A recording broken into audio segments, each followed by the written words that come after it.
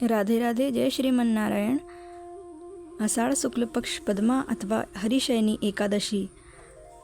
आषाढ़ मास के शुक्ल पक्ष की इस पद्मा एकादशी को अधिकांश व्यक्ति देवशयनी अथवा देवसोनी एकादशी कहते हैं।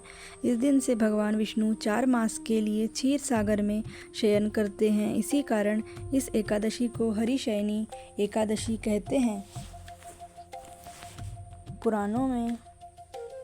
पुराणों में यह भी कहा गया है कि इस दिन से विष्णु के क्षीर सागर में शयन अथवा पाताल में निवास करने के कारण ही विवाह आदि कोई शुभ कार्य नहीं होते हैं। यद्यपि सभी एकादशियों को भगवान विष्णु की पूजा आराधना की जाती है, परंतु आज की रात्रि से तो भगवान का शयन प्रारंभ होगा, अतः उनकी विशेष विधि विधान से पूजा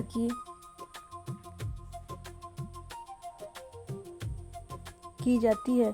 भगवान विष्णु की प्रतिमा को आसन पर आसीन कर उनके हाथों में शंख चक्र गदा पद्म सुशोभित कर उन्हें पीतांबर पीले वस्त्रों या पीले दुपट्टे से सजाया जाता है। पंचामृत से स्नान कराकर तत्पश्चात भगवान की धूप दीप पुष्प इत्यादि से पूजा कर घृत दीपक से आरती उतारी जाती है। भगवान को तांबूल पान और पुंगी फली सुपारी अर्पित करने के बाद निम्नलिखित मंत्र द्वारा भगवान की स्तुति की जाती है। सुप्ते त्वयि जगन्नाथ जमत सुप्तम भवेदिदं विबुद्धे त्वयि वूच जगत्व सर्व चराचरम। धर्मराजा युधिष्ठिर बोले, हे केशव, आषाढ़ शुक्ल एकादशी का क्या नाम है और उसमें किस देवता का पूजन किया जाता है अथवा इसकी विधि क्या है, सो विस्तार पूर्वक कहिए। श्री कृष्ण कहने लगे, हे युधिष्ठिर, एक समय नारद जी ने ब्रह्मा जी से यही प्रश्न किया था। तब ब्रह्मा जी ने उत्तर दिया, हे नारद, एक एकादशी पद्मा नाम से विख्यात है। इस एकादशी का व्रत करने से समस्त पाप नष्ट हो जाते हैं। जो व्यक्ति इस एकादशी के व्रत को नहीं करते हैं वे नरकगामी होते हैं। इस व्रत के करने से भगवान विष्णु प्रसन्न होते हैं। अब मैं तुमसे इसकी पौराणिक कथा कहता हूँ, ध्यान पूर्वक सुनो। कथा। सतयुग में सूर्यवंश में मांधाता नाम का एक चक्रवर्ती राजा था। वह सत्यवादी और महान प्रतापी था। वह अपनी प्रजा का पुत्रवत पालन किया करता था। उसके राज्य में कभी अकाल नहीं पड़ता था। एक समय उस राजा के राज्यों में 3 वर्ष तक वर्षा न होने के कारण अकाल पड़ गया। प्रजा अन्न की कमी के कारण अत्यंत दुखी हो गई। एक दिन प्रजा राजा के पास जाकर प्रार्थना करने लगी, हे राजन, समस्त विश्व की सृष्टि का कारण वर्षा है। वर्षा के अभाव से राज्य में अकाल पड़ गया है और अकाल से प्रजा मर रही है। इसीलिए हे राजन, कोई ऐसा उपाय करिए जिससे प्रजा का कष्ट दूर हो।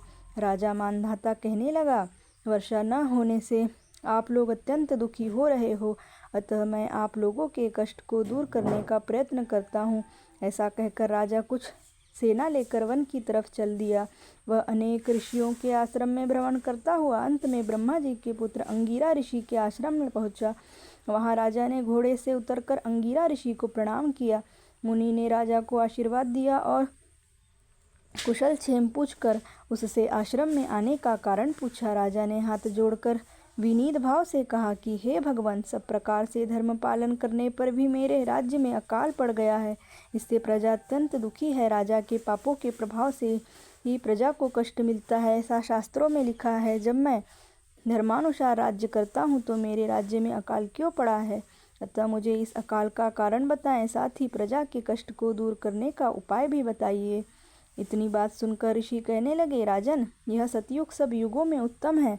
इसमें धर्म के चारों चरण सम्मिलित हैं, अर्थात इस युग में